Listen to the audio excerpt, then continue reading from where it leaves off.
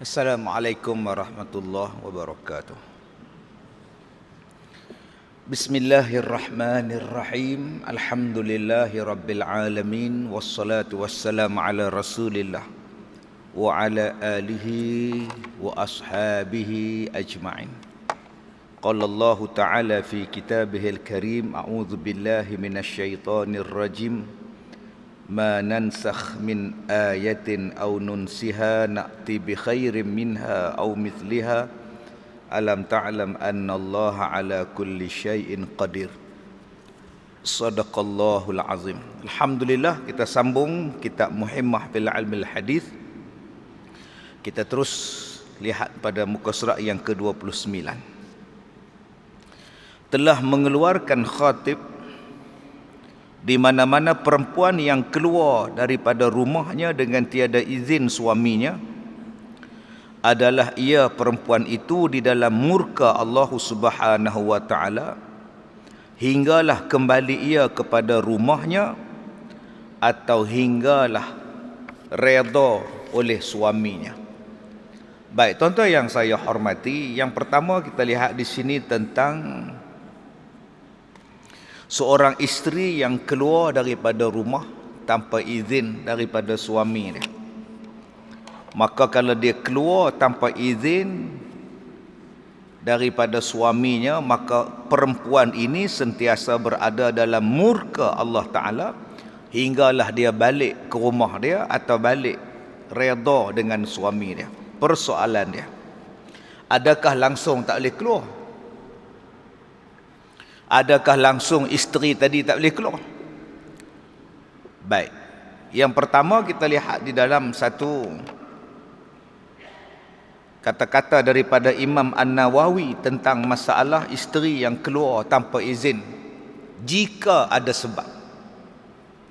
Kata Imam An-Nawawi, walau kanat maridah au kana biha qarhun yadurruha al-wat'u fahiya ma'dzurah fil imtina' anil wad'i wa alaihi nafaqah idza kanat 'indahu.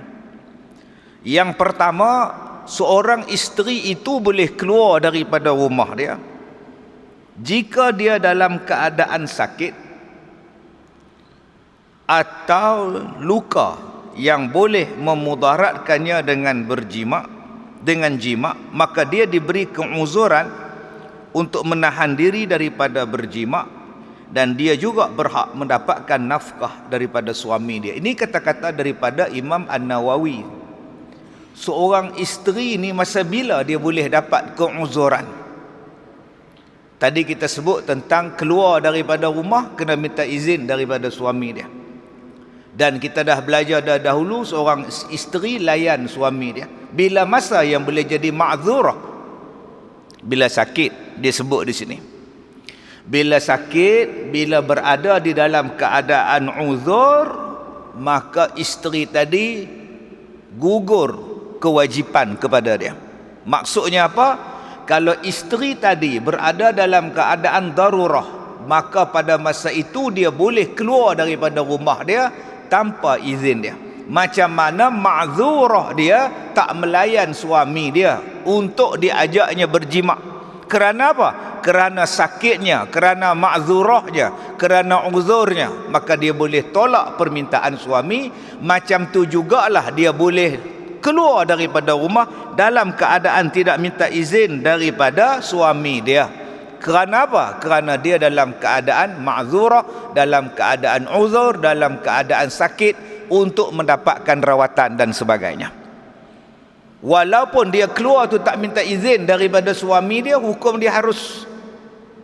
Misalnya isteri sakit, macam mana yang saya katakan tadi, bila isteri tadi sakit, suami ajak bersama, boleh tolak. Dia tak berdosa. Suami tak boleh paksa dia. Dia kata, abang saya sakit, saya tak boleh layan abang, minta maaf. Maka kaedah yang sama dipakai bila isteri tadi keluar daripada rumah, ada sebab uzur yang dibenarkan oleh syarak, maka dia tak perlu minta izin kepada suami dia, keluarlah. Seperti apa? Sakit untuk mendapatkan rawatan dia. maka dia boleh keluar daripada rumah tanpa izin. Ataupun mencari makan. Disebutkan kepada kita tadi tentang nafkah. Suami tak meninggalkan makan minum dalam rumah tangga dia. Tak tahu pergi ke mana, hilang tak tahu mana suami ni, maka isteri ni terpaksa keluar rumah tanpa izin daripada suami dia untuk mencari nafkah, untuk mencari makan, untuk mencari rezeki. Maka hukumnya tidaklah berdosa isteri tadi keluar untuk mencari nafkah, mencari makan.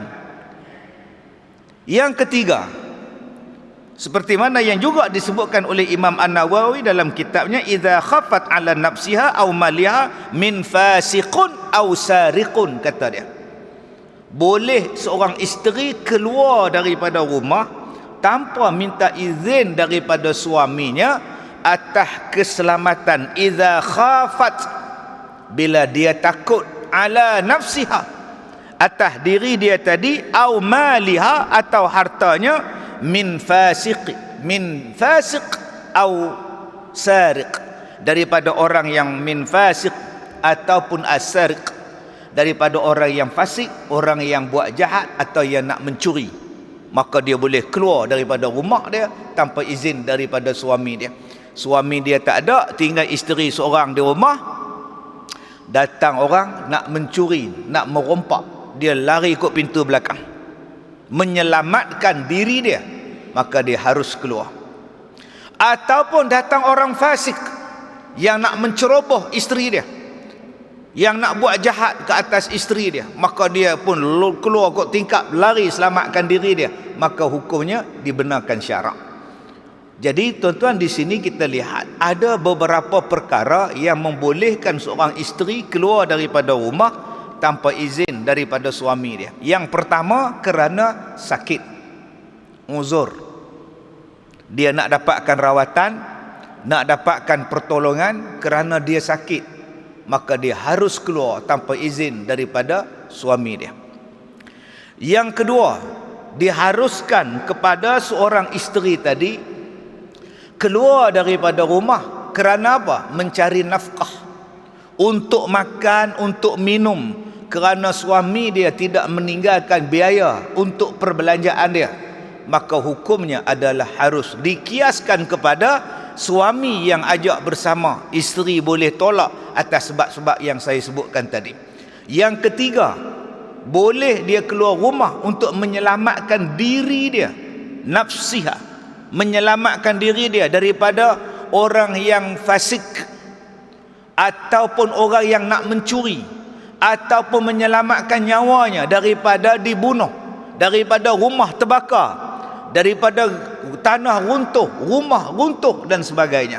Dan yang keempat, boleh dia keluar daripada rumah tanpa izin daripada suaminya untuk menyelamatkan hartanya.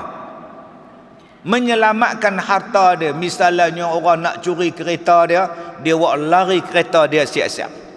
Orang nak curi barang mah dia, dia buat lari siap-siap barang dia tanpa izin daripada suaminya. Maka pada masa itu dibenarkan, diharuskan oleh syarak seorang isteri keluar daripada rumah tanpa izin daripada suaminya. Baik, kalau dia saja-saja keluar, Ustaz, suami pergi masjid, isteri saja-saja keluar pergi cari kutiau, Ustaz, cari kutiau. Suami tahu tak? Suami tak tahu. Dia minta izin tak? Memang tak tahu, tak minta izin.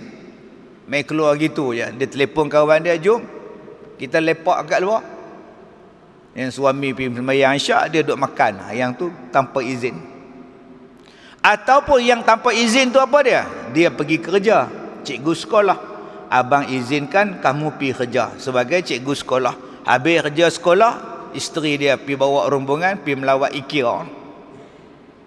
Dia kata IKEA ada offer 99, dia pergi. Suami tak tahu pun. Dia kata tak apa, sekejap lagi balik rumah lagi aku minta. Aku bagi tahu pada dia. Kok sempat. Kok aksiden kat depan tu, mati. Suami tak tahu apa cerita pula. Sebab tu jenis macam tu dosa. Yang kelima, yang boleh keluar walaupun suami larang, minta izin Suami larang. Boleh tak keluar Ustaz? Boleh. Apa dia? Menuntut ilmu yang wajib. Menuntut ilmu yang fardu ain. Abang, malam ni ada kuliah muslimat di masjid. Saya nak pergi haji. Malam ni kursus haji. Jadi saya minta izin nak pergi. Aku tak izinkan. Abang, saya nak pergi haji lagi 2 bulan bang. Saya tak faham sangat ni. Haji tamattu' tu lagu mana? Tamattu' tak tamattu'? Duduk di rumah. Aku tak izinkan. Maka harus isteri tadi pergi menuntut ilmu yang fardu ain dengan satu syarat, bahawa suami tak mengajar dia. Suami tak ajar dia, suami tak pernah ajar dia, dan dia memang jahil sungguh, dia memang tak reti sungguh, maka pada masa itu berdosa si suami larang dan harus isteri keluar, dan tak berdosa pada si isteri. Yang berdosa siapa? Yang berdosa suami dia, sebab suami dia melarang isteri dia menuntut ilmu. Dan saya katakan tadi, dengan syarat bahawa suami tidak pernah, atau suami jahil, atau suami tak ajar, atau suami alim tapi tak mengajar isteri dia, maka harus seorang isteri tadi keluar untuk menuntut ilmu. Dan syarat lagi ialah ilmu yang nak dituntut itu ialah ilmu fardu ain. Kalau ilmu masak, buat kek, yang tu kena minta izin suami. Ilmu marhaban, berzanji, yang tu kena minta izin suami. Ilmu belajar tajwid, minta izin suami. Ilmu yang fardu ain, suami larang, jalan je. Yang berdosa siapa? Yang berdosa Pak Ji di rumah tu. Pak Sai, dia larang. Tetapi jika suami dah ajar, suami dah bagi kursus pada dia, baik haji tamattu' ke, haji qiran ke, haji ifrad ke, suami dah ajar habis dah, dia saja juga nak keluar, suami dia kata aku tak izinkan, duduk di rumah, aku dah ajar hang. Saya nak pi juga, nak jumpa kawan-kawan, kok dapat flight sekali dengan mereka. Maka pada masa itu berdosa juga dia keluar, sebab suami dah ajar. Jadi kakak-kakak kena faham ni, bila masa boleh keluar, bila masa tak boleh keluar. Baik, yang seterusnya. Dan telah melaknat akan dia oleh segala malaikat yang di langit, dan tiap-tiap suatu yang lalu di atasnya, yang lain daripada jin dan manusia, hinggalah kembali semula ia ke rumahnya. Apa jadi pada isteri yang keluar daripada rumah tanpa izin, tanpa izin daripada suami dia tadi? Tiap-tiap yang lalu di langit, tiap-tiap yang lalu di atas kepala dia daripada malaikat, dan tiap-tiap yang lalu di atas kepala si perempuan, apa dia? Burung. Burung hak duk terbang tu duk laknat pada dia. Lagi malaikat yang duk ada tu duk laknat pada isteri tadi yang keluar daripada rumah tanpa izin dia. Gaduh dengan laki sikit, keluar. Tak puas hati dengan suami sikit, balik rumah, balik kampung. Bapak pun tanya, laki hang tak ikut? Malas apa payah cakap dengan orang tua tu. Tu dia tahu dah hang balik ni. Mana tahu cek keluar gitu ya. Kalau gitu pergi balik. Pergi balik rumah hang. Sepatutnya pak kena cakap macam tu. Isteri pula mai, mak pula mai. Biarlah dia balik. Dah ada laki pun tak guna. Mak pula support pula dah. Ni masalah. Kita sebagai mak pak, laki hang tak tahu. Hang pula ni ada masalah apa, aku pun tak tahu. Lah pergi balik. Jom ayah hantar. Naik kereta. Hantar balik. Selesai elok-elok. Bukan pak tadi, bukan mak tadi duk cover pula anak dia. Sebelum hang nikah dengan dia pun mak jaga hang boleh lah, mak jaga hang boleh, apa masalah? Dapat lelaki pun tak guna. Tak boleh macam tu. Pi bincang elok-elok. Apa masalah sampai isteri hang keluar pada rumah? Apa masalah hang ni sampai isteri jadi macam ni, hang jadi macam ni? Kita sebagai mak pak bukan macam jadi macam tu. Adik-beradik menjadi macam tu. Bukannya bila kok kita datang, adik kita datang, duduk di rumah kita, lari daripada laki dia, kita pula jadi kemah pelarian pula. Bagi makan, bagi minum, support pula, buat WhatsApp group pula, hentam adik ipar kita. Bukankah dia tu dilaknat oleh malaikat, dilaknat oleh segala yang terbang di udara, tiba-tiba dia main duduk dalam rumah hang kena laknat sekali. Serupa kalau anak kita buat balik kawan daripada asrama, cuti ke tak cuti ke, anak kita balik buat main kawan dia seorang. Siapa ni hang buat balik? Siapa ni? Siti. Ini kawan Siti mak orang Sabah. Cuti dia tak balik negeri dia kan, duit tak ada, mak dia orang susah. Tak apa, main duduk rumah ayah seminggu. Mak dia tahu tak dia main sini? Tahu, dia minta izin dah. Pun dia minta izin pada mak ayah tumpang pasal tak ada duit nak beli tiket. Yang tu tak apa. Ni siapa ni Siti? Kawan cek. Dia duduk sini pasal apa? Dia bergaduh dengan mak dia. Dia tak suka dengan mak dia. Pak dia pun macam tu juga. Tu yang dia main sini. Dia tu anak dahaka yang hampir belah dia pasal apa? Sepatutnya nasihat dia, pakcik bukan larang anak main rumah pakcik, tapi anak ni lawan mak adik, lawan bapak. Allah tak suka adik pula main duduk rumah pakcik, anak pula main duduk rumah pakcik, pergi tidur dengan anak pakcik. Pakcik takut kena laknat dengan rumah pakcik sekali kena. Sepatutnya kita macam itu selesaikan.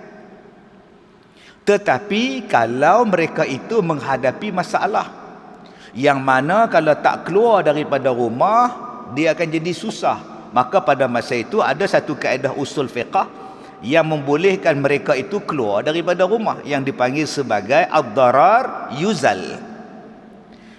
Perbuatan darurah, keadaan darurah menyebabkan sesuatu benda itu tersingkir. Kalau dia duduk di rumah, dia dirogol oleh bapak dia. Dia duduk di rumah, dia dirogol oleh abang dia. Maka pada masa itu keluarlah dia daripada rumah, selamatkan diri dia. Itu dipanggil sebagai darar. Maka kerana kesusahan itu membolehkan dia buat sesuatu yang sebelum ini dilarang untuk dapatkan keselamatan. Yang tu tak apa.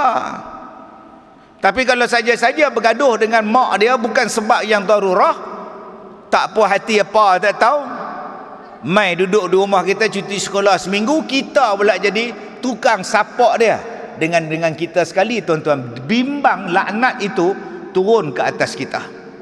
Baik, yang pertama, yang tak laknat orang yang keluar ni siapa dia? Jin dan manusia. Hak lain tu laknat semua tuan. Jin manusia ni dia kecuali saja ada benda serupa kita duk usung mayat. Kita duk usung mayat bawa keranda tu dulu-dulu ni. Lah ada naik van tak nampak lah.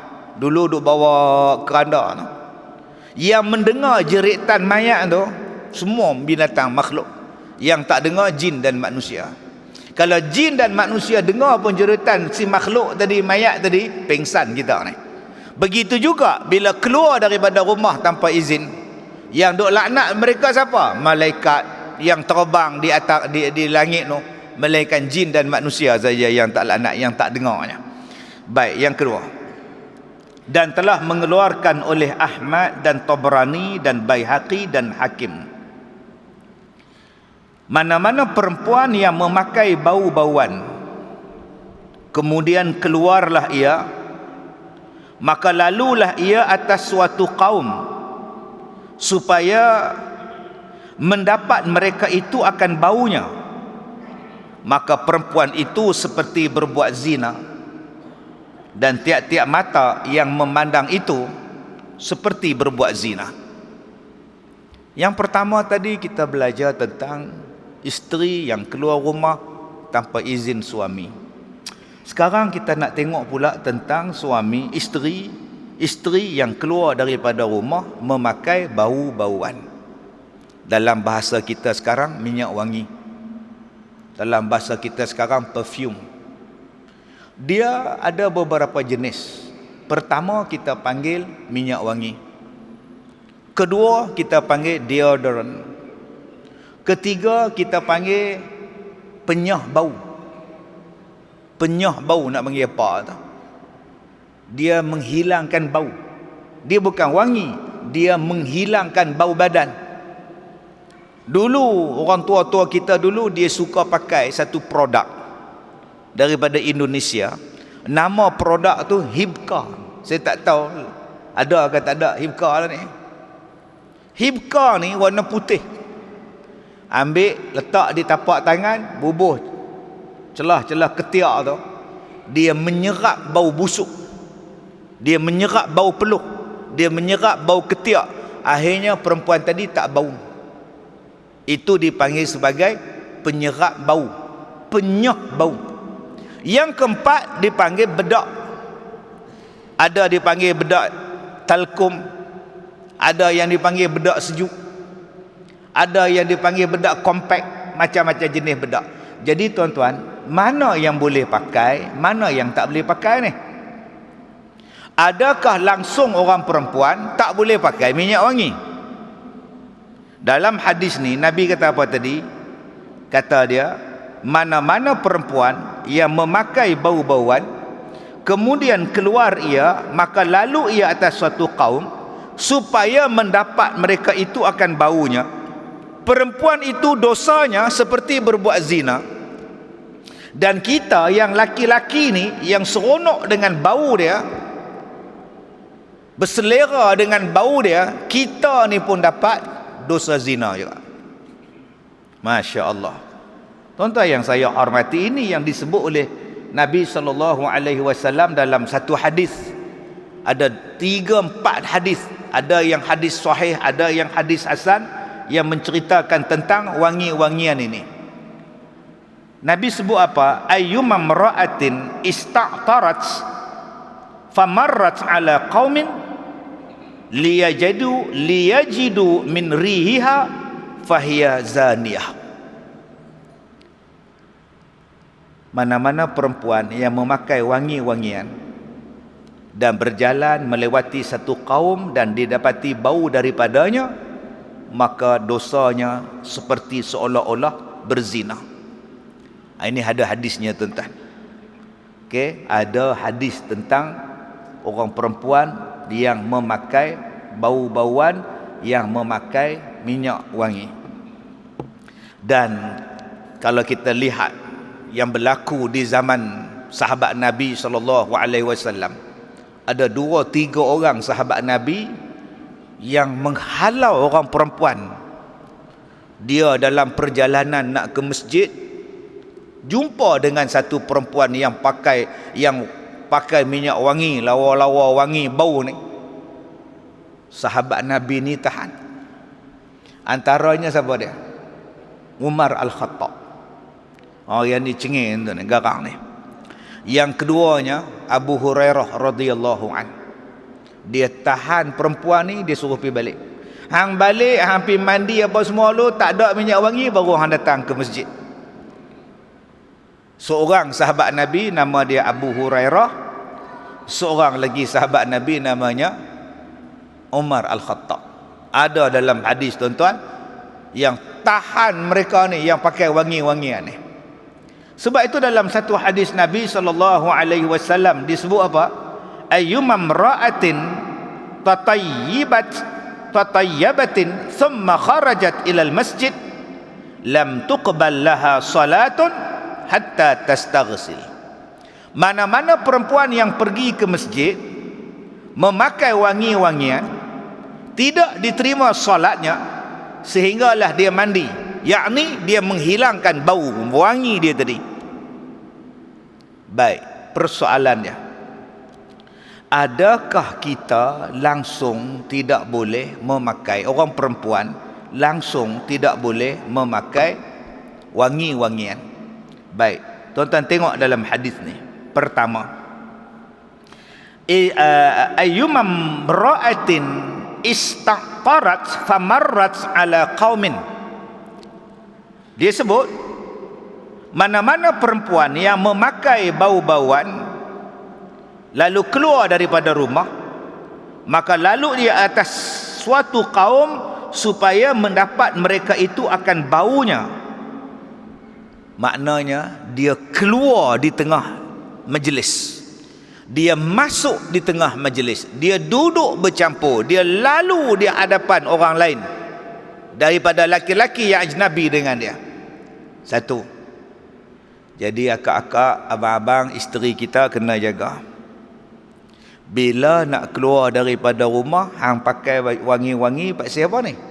Pasal saya nak masuk majlis, saya nak campur dengan orang, saya nak pergi semayang, saya nak pergi kenduri kahwin, saya nak pergi mesyuarat, saya nak pergi pejabat. Sebab tu saya sembur minyak wangi banyak-banyak abang oi, supaya depa bau wangi minyak wangi saya. Maka isteri kita ni dah buat dosa macam orang berzina. Dan orang yang tengok dia, wah wanginya, dia lalu depan laki-laki tadi, laki-laki kata wah wanginya, laki-laki tadi pun berlari pergi beli bunga, beli bunga dekat penjual bunga tu, lari kejar si perempuan tadi.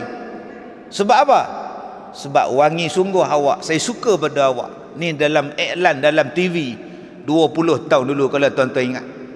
Laki-laki yang macam tu berbuat dosa zina sebab suka pada yang tu.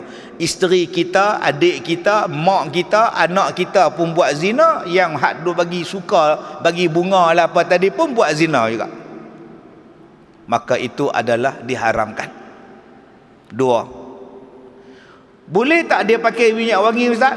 Boleh. Di mana? Di rumah. Untuk siapa? Suami dia, mak dia, pak dia, anak dia, adik dia pakai di rumah. Yang tu tak ada siapa larang. Hang nak sembur 10 botol sekalipun terpulang. Tiga, boleh tak Ustaz kalau dia keluar daripada rumah, dia pakai minyak wangi? Minyak wangi apa? Minyak wangi apa? Ini yang ketiga ni. Dia pakai minyak wangi tu tak kuat Ustaz, sekadar dia calit sikit je. Yang mana wangi tadi Ustaz sekira-kiranya hanya untuk menjadikan orang selesa duduk dengan dia. Sebab ada setengah orang bau ketiak dia tuan-tuan, satu ofis perit, perat, tuan-tuan kalau duduk sebelah dia, dia tangkap kepala. Mai sembahyang Jumaat, dia tangkap kepala. Jenis apa ketiak ni? Tak mandi ke, tak basuh ke, hormon terlebih ke? Kadang-kadang budak jenis ni hak umur 15, hak umur 17, hak umur 18, waktu baru nak lepas akil balik, nak masuk umur 20-an. Sebab tu abang-abang masuk masjid cium ketiak lah. Cium dulu, bau. Memang masuk kereta pergi sembur balik. Ini tak pernah cium. Orang lain tolong cium. Oh sudah hendak ni. Angkat takbir tinggi pula. Busuk ni malaikat lari. Wangi ni malaikat suka. Ni orang laki-laki tolong jaga ni. Kadang jubah seminggu tak basuh, duduk berulang balik pergi masjid. Balik sembahyang isyak sangkut, satgi sembahyang subuh pakai balik. Satgi mai sembahyang zuhur sangkut, satgi mai sembahyang sak tarik balik. Mai sembahyang maghrib buka balik, sembahyang isyak sangkut balik. Besok subuh pakai balik seminggu. Dia kata bukan najis Ustaz, memang tak najis tapi bau hapak. Okey. Makcik pakai minyak wangi pasal apa makcik? Makcik pakai minyak wangi Ustaz pasal badan makcik bau. Kuat tak minyak wangi yang makcik pakai? Tak kuat Ustaz. Makcik pakai nipis je, tak sikit je, supaya orang perempuan hak duduk dengan makcik ni rasa selesa. Dia tak rasa busuk. Kalau baunya tidak kuat, baunya tidak sampai menyucuk sampai ke tempat orang lain, hanya sekadar makcik saja, hukumnya dibenarkan. Begitu juga kalau dia guna deodorant. Saya pun tak tahu, tak nak pakai deodorant tu, nak kata macam mana tu.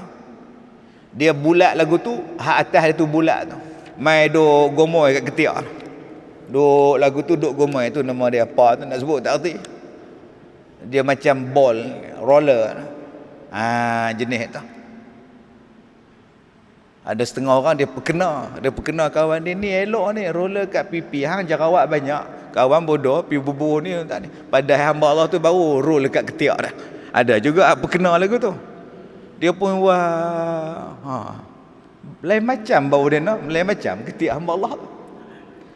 Yang tu bukan minyak wangi, dia sekadar nak bagi hilang bau. Ataupun dia ambil minyak, dia ambil apa nama bedak, dia tempek. Bedak dia tempek. Yang tu bukan minyak wangi. Dia tak bau pun. Ataupun tadi yang saya sebutkan pada tuan-tuan, penyah bau. Ni yang nama jenis hibka ni.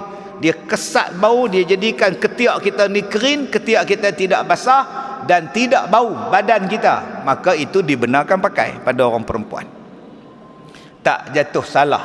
Yang kata tadi ialah dia pakai yang mana bila dia lalu ni tuan-tuan, dia bau. Ni jaga-jaga ni. Baru ni saya naik kapal, naik kereta api. Naik kereta api daripada Madinah pergi ke Mekah. Dalam ihram tu. Duduklah ihram naik kereta api laju tu.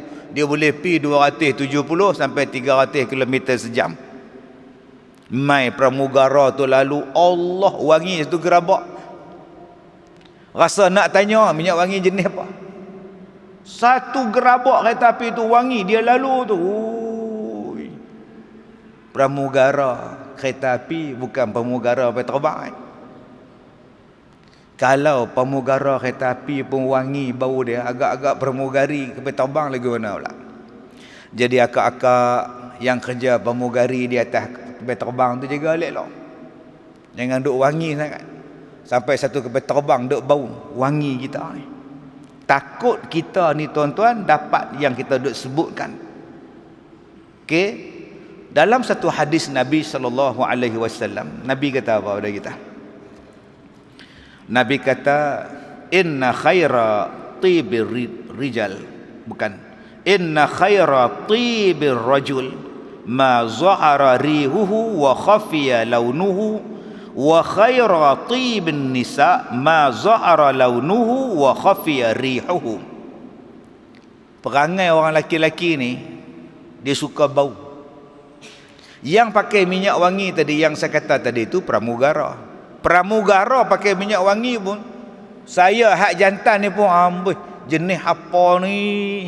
Ini perangai orang lelaki. Dia suka kepada minyak atar. Dia suka kepada minyak wangi. Nabi sebut, inna khaira tibir rajul ma zahara rihuhu. Sesungguhnya wangian yang baik bagi laki-laki adalah yang zahir baunya, wa khafiya launuhu, tapi tak nampak warnanya. Ulang balik. Minyak wangi yang bagus untuk kita orang laki-laki apa dia? Minyak wangi yang zahir baunya tapi warna dia tak nampak. Ini dia tuan-tuan ni. Sebab tu datang masjid pakai minyak wangi yang zahir bau dia. Yang orang letak dekat tu nama dia atar tu. Saya mata kelabu tu ya tuan-tuan tu. Tu nampak tu atar. Tu kat tiang. Yang tu agak-agak RM2 sebotol. Tu atas kepala sahabat kita. Ada orang sedekah, dia letak setiap tiang tu tuan-tuan. Belakang nu ada, belakang nu ada, belakang nu. Hak tu lagi banyak. Tu dia sedekah tuan-tuan oi untuk kegunaan masjid. Jangan tuan-tuan belasah buat balik pula. Saya minta yang mana yang nak tinggal minyak wangi tu, buahlah minyak wangi hak wangi. Jangan hak RM2.5. Bila pakai tu jadi penin. Warna hitam melekat berkarat. Ustaz, kalau buah hak mahal, lebuh tak tu ya saya buah hak murah tu. Ada pula yang rajin, dia beli minyak wangi hak murah, pi tuang pula dekat kapet. Tempat sujud. Bila kita sujud kena tang hidung. Allah, bau. Lah bila sujud tak kena hidung, kena daya, tahan nafas ni. Tok imam pula doa apa panjang bila waktu sujud pula dah duk maki haram jadah sungguh lah tak. Nak letak hak di masjid ni, letak hak wangi tuan. Nabi kata minyak wangi yang bagus untuk kita apa dia? Yang bau tapi tak ada warna. Bila kita pakai ni, dia tak melekat warna kuning ni, dia tak melekat. Perempuan pula kata Nabi, wa khaira tibin nisa ma za'ara launuhu wa khafiya rihuh. Bagi orang perempuan pula, minyak wangi yang bagus bagi mereka ialah minyak wangi yang macam mana? Ma za'ara launuhu, apa yang zahir warnanya, wa khafiya rihuh, tetapi tersembunyi bau dia. Nampak aja, warna nampak, tapi bau tak. Duk dekat dengan dia baru bau. Dengan suami dia baru dia buat kuat. Tapi dengan kita tak bau apa pun. Tapi dia pakai tak bau pun, wanginya, tetapi menghilangkan bau badan si wanita tadi. Jadi akak-akak, abang-abang, jagalah benda ni. Jangan hanya dengan sebab kita ni suka pada perempuan yang pakai minyak wangi, kita gairah dengan dia, kita tergoda dengan dia, kita rasa hui wanginya, kita dapat dosa berzina.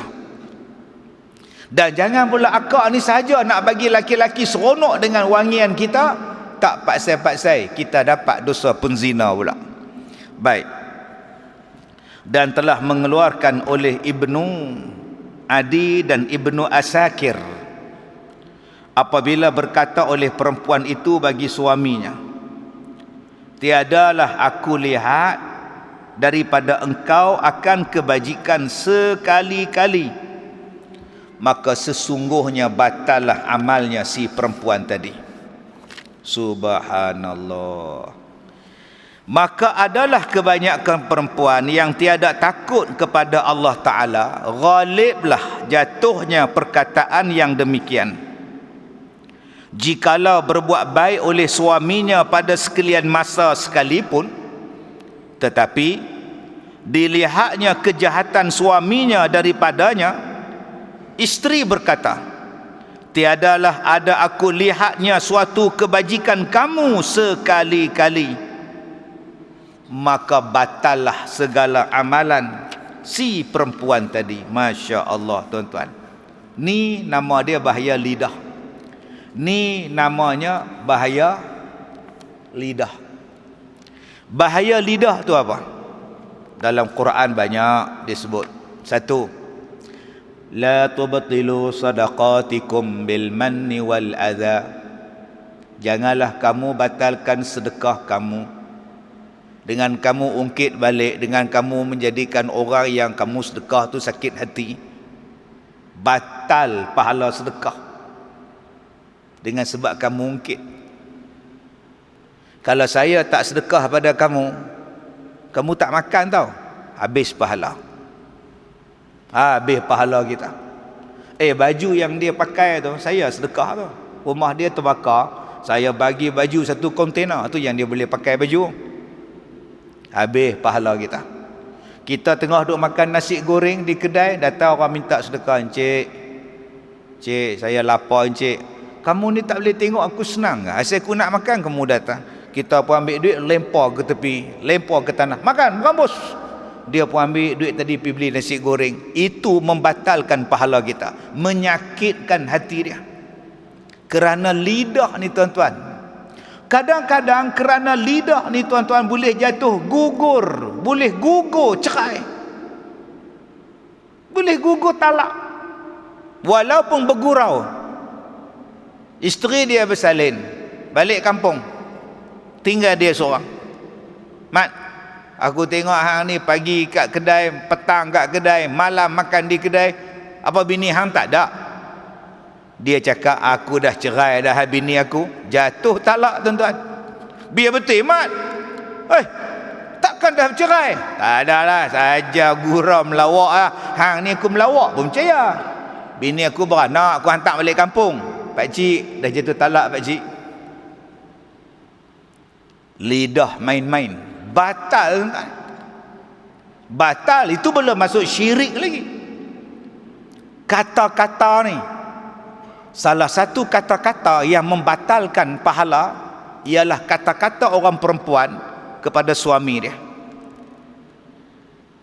Kahwin, suami beli rumah, bagi makan, beli beras, bayar elektrik, bayar air, bayar kereta, buat pergi umrah, buat pergi haji, buat balik kampung, buat berjalan pergi Langkawi, hari tu berjalan pergi Korea, hari tu nak barang mah, beli barang mah, kemarin nak kowai, beli kowai, apa hak isteri minta bagilah. Satu hari suami ni bocor rahsia menikah lain.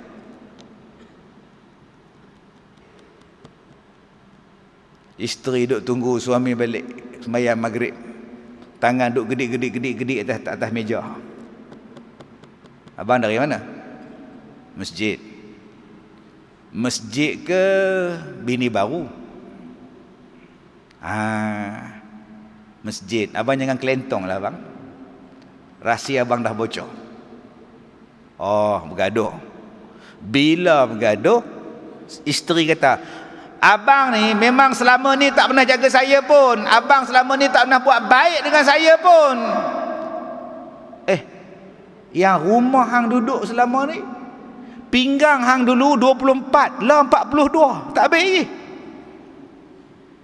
Berat hang dulu 38 kilo, lah 83 kilo, tak baik. Dulu hang bukan hajah, hang hajah dah aku bawa, hang kata aku tak baik lagi. Beramai lah abang. Jantan tak guna, memang selama ni pun abang tak peduli kat saya. Tuan-tuan, dengan satu perkataan tadi, selama ni abang tak nak buat baik dengan saya pun, batal seluruh amalan si perempuan tadi. Masya Allah. Sekejap tuan-tuan tanya pula, ada dalil tak ustaz? Tu dalil dia, kitab pula, dalil apa? Dah dalil dia ustaz tu, dalam kitab tu dia tak sebut hadis pun ustaz. Kita hari ni silat sikit-sikit dalil. Sikit-sikit dalil itu masalah kita, pening kepala kita ni. Sebab itu Nabi SAW sebut, wa uritun nar, aku tengok dalam neraka, kata Nabi, wa uritun nar, aku tengok dalam neraka, falam ara manzara kal yaumi qattu afza. Kata dia, aku tengok di dalam neraka dan tidaklah aku nampak pemandangan, falam ara manzaran kal yaum qattu afza wa raaitu aktsara ahliha an-nisa, kata Nabi. Aku tengok dalam neraka dan tidak ada pemandangan yang lebih mengerikan melainkan pemandangan di dalam neraka pada hari itu. Wa raaitu, dan aku nampak, aktsara ahliha, kebanyakan penghuni neraka, an-nisa, adalah daripada orang perempuan, kata Nabi. Lalu sahabat bertanya, ya Rasulullah, kenapa ya Rasulullah? Rasulullah menjawab, bikufrihin, kerana sebab kekafiran mereka. Kekafiran mereka. Nampak tuan-tuan, sahabat-sahabat Nabi ni kekafiran. Kekafiran kepada Allah, ya Rasulullah. Kalau tengokkan orang perempuan suruh pakai tudung, bukan setakat bertudung, berpurdah mereka pakai. Bukan setakat mereka ni paling rajin puasa. Puasa sunat setiap Isnin Khamis, 3 hari dalam sebulan. Orang perempuan paling rajin puasa. Orang perempuan paling rajin buat Quran awal. Laki-laki jarang. Hak duk baca Quran banyak perempuan. Yang datang kuliah muslimat penuh. Kuliah asar, kuliah duha. Yang rajin sedekah pun perempuan. Dibukanya gelang emas, dibukanya gigi emas. Macam mana perempuan jadi ahli neraka pula ya Rasulullah? Ni soalan dia. Sedangkan kalau kita tengok sekarang ni tuan-tuan, orang perempuan yang mendahului dalam buat baik ni. Nak sedekah pun depa, bela anak pun depa, beranak pun depa, bela mak mertua pun depa, bela mak kandung pun depa, semua orang perempuan. Tang mana pula yang jadi ahli neraka ni? Nabi kata bikufrihinna, sebab kekufuran mereka. Adakah kekufuran kepada Allah? Tak. Nabi sebut yakfurna al-ashir wa yakfurna al-ihsan. Mereka itu mengingkari kebaikan suami mereka dan mereka mengingkari kebaikan orang lain. Tu dia tuan-tuan. Salah satu punca yang masuk neraka ni ialah mengingkari kebaikan suami. Hanya dengan sekali suami buat salah, kebaikan 30 tahun lupus, pangkah terus. Bila suami buat satu kesalahan, dia pangkah terus. Terus masuk dalam Facebook, suami tak guna. Terus tulis dalam status, apa malang aku dapat suami tak guna, 1 sen tak guna. Padahal jam yang dia pakai suami dia hadiahkan. Handphone yang dia tulis dalam Facebook tu, handphone tu pun suami bagi kat dia. Malah dia tengah duduk atas sofa, suami dia yang bayar hutang sofa.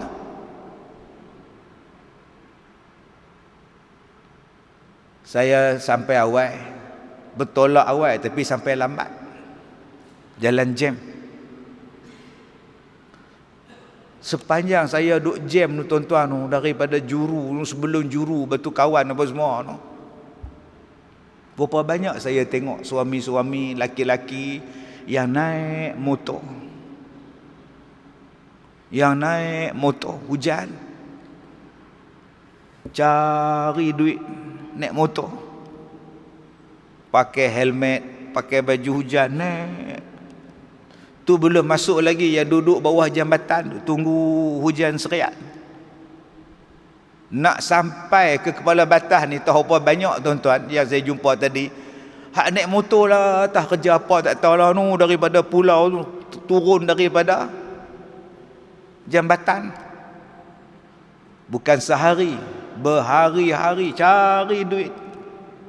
Belum masuk lagi yang beg hijau di belakang, kotak oren di belakang, kotak merah, jambu merah, hati pink color, duk hantar nasi ke orang, hantar lauk ke orang, hantar makanan ke orang, lambat hantar kena maki pula. Tengah-tengah malam baru balik.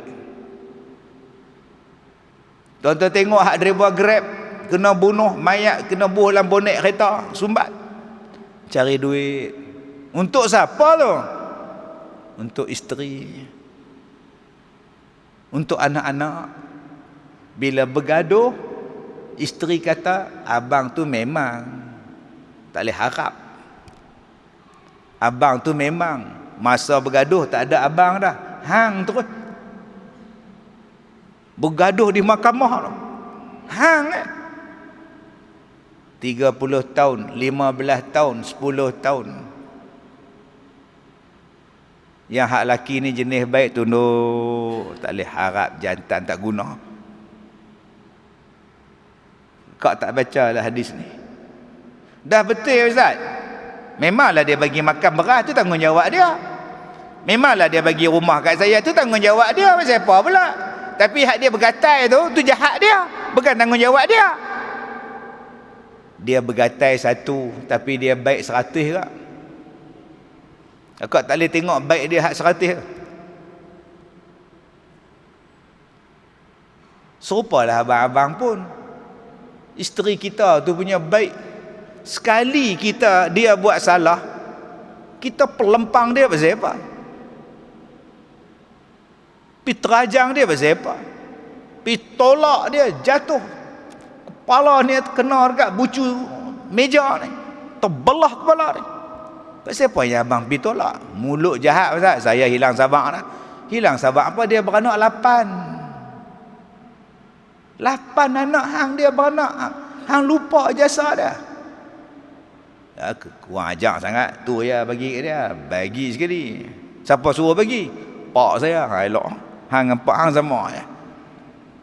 Tak bolehkah bila ada krisis dalam rumah tangga, jangan tengok buruk, tengok baik dulu.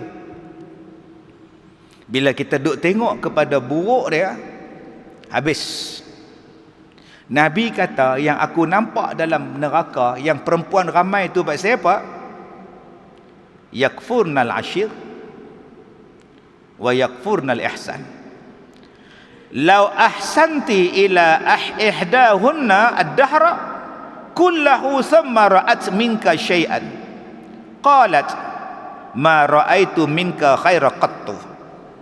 Kata dia, jika engkau berbuat baik kepada salah seorang di antara mereka bertahun-tahun lamanya, kemudian mereka melihat darimu sesuatu kesalahan, maka mereka mengatakan, aku tidak pernah lihat kebaikan daripada kamu, wahai suamiku. Maka perempuan yang macam ini dipanggil apa? Yakfurnal ashir.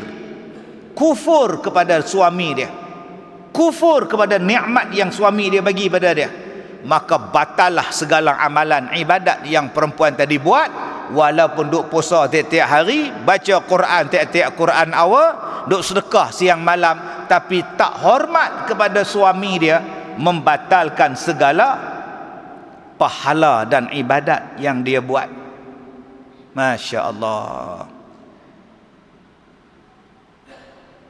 Sekebaikan kadang-kadang kita lupa. Kita ni duk buat benda baik sekali, dia mari duk buat baik banyak kali, mai sekali hak satu benda tu menjadikan kita hilang pertimbangan. Maka kita pun kata dekat dia benda-benda yang menyakitkan hati suami. Kadang-kadang ada suami yang jenis diam, tak kata apa, diam.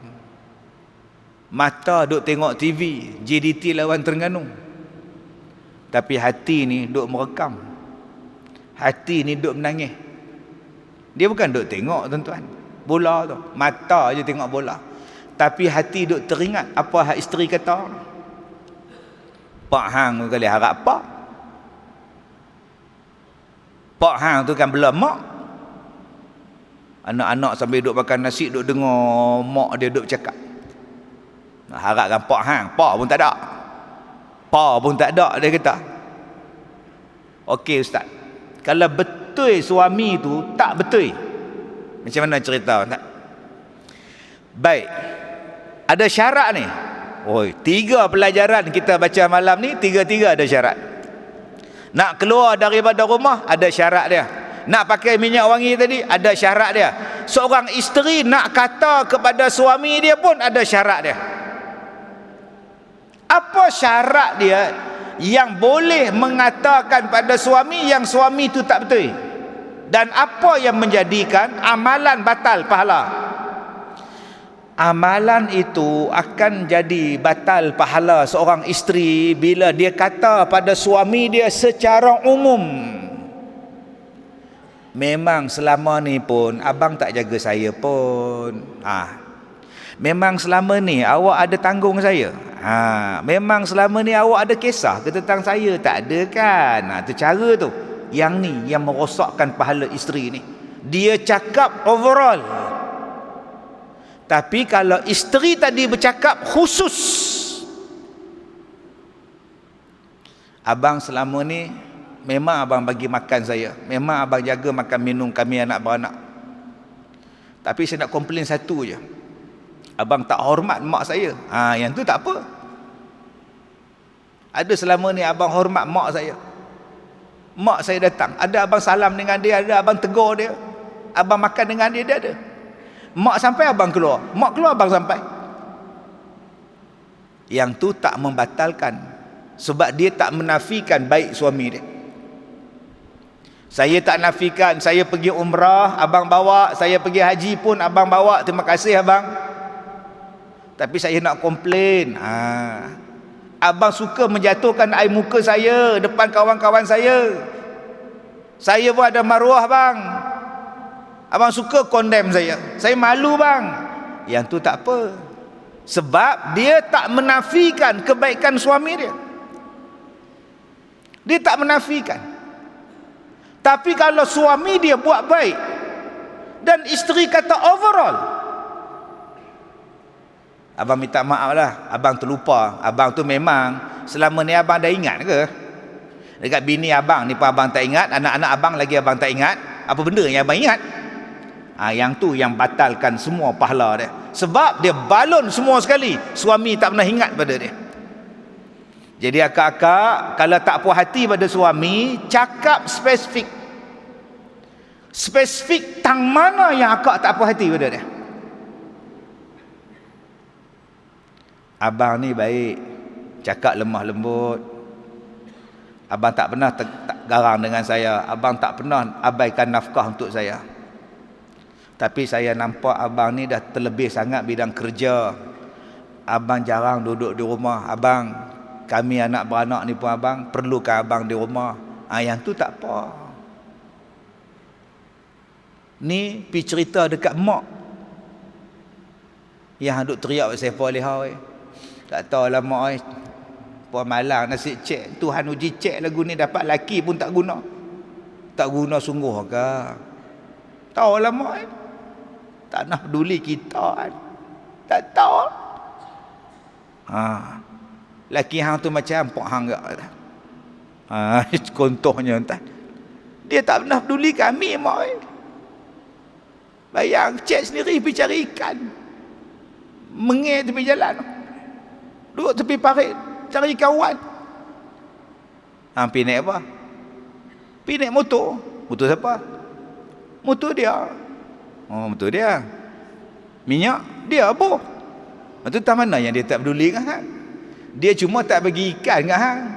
Hang nak pergi cari ikan kan Ustaz Kazim kata dah dulu, hang nak keluar rumah pergi cari makan, diharuskan walaupun suami tak izin sebab hang nak cari makan.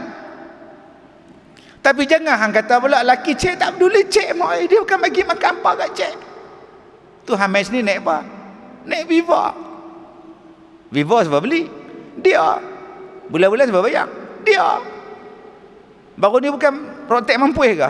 Dia bayar. Tu hang kata dia tak peduli hang pasal apa? Kalau rotek dia mampu dia tak peduli dengan hang pun mampu sekali. Sebab tu akak kena jangan balon semua dia tak peduli kat cik boy. Tengah dah tak peduli kat cik tu baramah pekus berlagak dengan dahi ni. Baramah sebab beli. Dia tak peduli apa. Tu baramah hang tu. Baramah ni hari tu hantaran tutup pandai tutup pula. Yang ni hak Nabi marah ni tuan-tuan. Jadi kalau tak puas hati, sebut spesifik tak apa. Pergi cakap dekat dia. Mak suami cik tu semua bagus, tak ada komplain apa mak Habis tu dia tak layan cik. Nafkah cukup, baju cukup, rumah cukup, kereta cukup, televisen cukup, blender cukup. Habis tu yang tak cukup, dia tak pernah sentuh cik. Lah tu yang anak hang dua orang tu siapa sentuh? Orang lain. Sudah tuan-tuan. Tak pernah faham, tak faham sudah tuan-tuan. Tu gila babi rumah dia tuan. Dia tak pernah sentuh cek. Lepas-lepas dapat hak nombor 2 tu sampai lah tak pernah pegang sentuh apa pun tak. Yang tu boleh mengadu. Boleh mengadu kat pejabat agama. Suami saya tak sentuh saya. Pak saya apa tak sentuh? Tuan Qadhi panggil. Saya dapat aduan, isteri awak mengadu, awak tak sentuh dia. Pak saya apa? Awak sakit? Sihat. Pak siapa yang awak tak pegang dia, tak tidur dengan dia sebab apa? Awak ada masalah kelakian? Tak ada. Habis tu? Tahu saya rasa macam mana tau? Rasa tak tahu rasa. Tak tahu. Tak boleh tengok dia. Bila tengok jadi macam mana tahu? Tak tahu. Dia tak tahu. Tuan Qadhi kata tak apa hang cerai dia, saya boleh ambil dia. Ni pun tak guna punya Tuan Qadhi juga. Tak ada. Jahatnya Tuan Qadhi ni. Sebab ada sihir. Ada sihir memisah. Ma yufarriqu bainal mar'i wa zawji. Sihir yang memisahkan suami isteri. Bila tengok jadi benci, bila tengok jadi benci. Ada kes yang tak boleh tidur dengan isteri dia sebab isteri dia tu nusyus. Sebab tu dia tak tidur. Dia pergi jumpa Tuan Qadhi, dia kata, "Tuan, isteri saya nusyus. Buat apa saya nak tidur dengan dia? Dia tak hormat saya." Dia keluar rumah.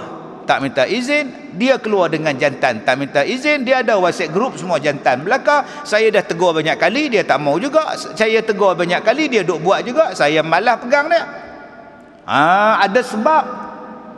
Sebab tu ada sebab suami tak tidur dibenarkan, dan ada sebab yang tidak dibenarkan. Yang tu pelajaran akan datang. Bila masa wajib suami pilihan isteri, dan bila masa tak wajib. Abang-abang kena layan isteri. Jangan duk faham isteri je kena layan kita. Kita pun kena layan dia. Wajib atas kita. Tapi ada masanya tidak wajib. Bila? Gitu. Wajib isteri layan suami, tapi ada masanya tidak wajib. Bila? Sebab ada isteri tak layan suami sebab dia kata suami tak semayang. Kak tidur asin. Tidur asin saya, dia tidur atas, kak tidur bawah. Awak tak tidur sekali, katil sebilik semua. Dia dengan Tuhan pun tak semayang, buat apa? Dia dengan Tuhan pun tak layan, kita nak layan dia, buat apa? Fasik. Fasik dia buat kat lelaki dah. Berapa lama lah? Tak tahu. Malas fikir pun tak. Dia puasa mendak, dia suruh kita layan dia. Dia kata tak layan dia berdosa. Dan dia tak puasa tak berdosa. Kau tak kira mampu pi dia. Cedapnya cakap makcik. Okey. Sebab tu saya katakan tadi, tuan-tuan yang saya hormati, kadang-kadang lidah kita menjadikan kita dimasuk neraka. Padahal amalan lain bagus lah. Amalan tuan-tuan main semayang berzikir, amalan tuan-tuan main awal masjid pahala, amalan tuan-tuan kuliah maghrib hulu hilir bagus dah. Tapi selek kita, masalah kita dengan isteri kita, yang tu menjadikan rosak kita di hari kiamat. Baca Quran dah rajin, berzikir dah rajin, pakai jubah dah bagus dah. Pakai jubah dah bagus dah. Kain rida ni sentiasa 24 jam atas bau ni, bagus dah. Yang tak bagus apa? Dia ambil kain rida tu, dia balun isteri dah. Tuan-tuan tak jumpa lagi kes tu. Isteri dia mengadu kat saya, tuan-tuan. Dia sepak isteri dia tang perut, menggelongsor isteri dia masuk wakati. Serban sama besar dengan bakui. Tapi bak terajang isteri dia, Allah, kalah John Cena. Saya kata, kak pi jabat agama, pi report. Sebelum tu pi balai polis, report. Lepas tu pi hospital, report. Lepas tu bawa pi mahkamah. Pi mahkamah. Ustaz suruh buat apa? Buat apa lagi? Cerai, buat apa? Tapi kak tak mau cerai. Kalau tak mau cerai, sabar. Kak tak sabar lah Ustaz. Kalau tak sabar, cerai. Kau tak mau cerai. Sabar. Tak mau tak nak sabar Ustaz. Kalau gitu cerai. Kau tak mau cerai Ustaz. Saya hilang sabar kau. Hak mata kau bengkak, perut kau pecah usus. Kau nak sabar apa lagi? Cerai ni menyelesaikan masalah yang banyak tak boleh selesai waktu hidup bersama. Dengan cerai banyak masalah boleh selesai. Begitulah mati menyelesaikan banyak masalah. Tapi orang tak mau mati.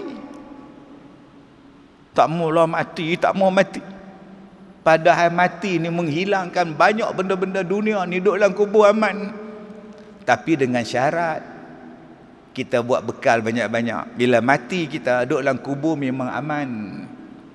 Tapi kalau amalan tak ada, lagi susah daripada atas dunia ni. Jadi tuan-tuan yang saya hormati, kesimpulan daripada kuliah kita 3 perkara malam ni. Pertama, jom jaga isteri kita tentang wangi-wangian dia. 2, berikanlah hak kepada isteri kita yang secukupnya supaya mereka tidak menjadi nusyus.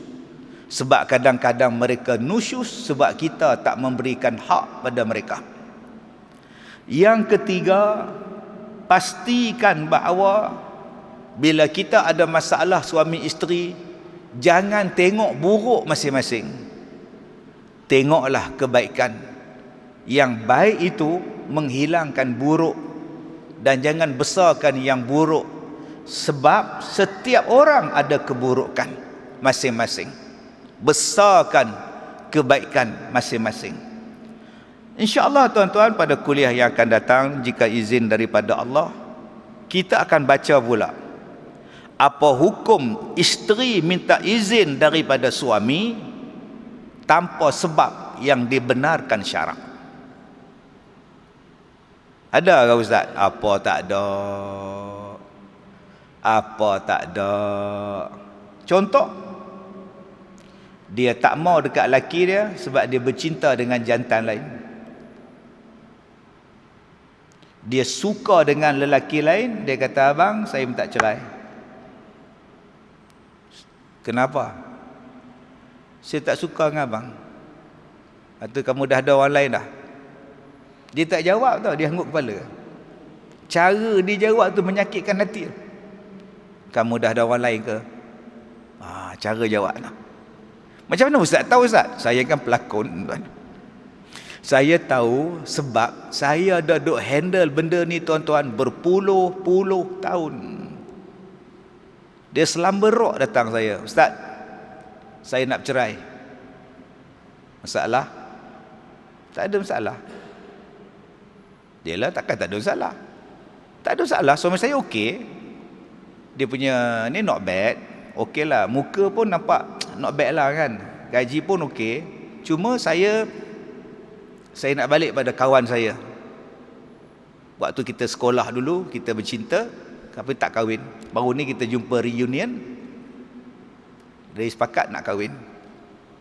So saya minta Ustaz tolong cakap pada suami saya nak tak cerai, tolong ceraikan saya. Kenapa libatkan saya pula dalam kes ni? Sebab suami saya peminat Ustaz. Dia dengar cakap Ustaz, kalau Ustaz suruh dia ceraikan saya, mungkin dia ikut. Saya kata, saya tak nak terlibat. Masjid awak ni cantik, buat apa saya nak runtuhkan? Yelah, kalau masjid tu tak imarah, buat apa? Oh, pandai jawab tuan-tuan. Mesti Pak Ua dia ajar tuan-tuan. Sakit jiwa tuan-tuan. Okey, ada yang minta cerai sebab apa?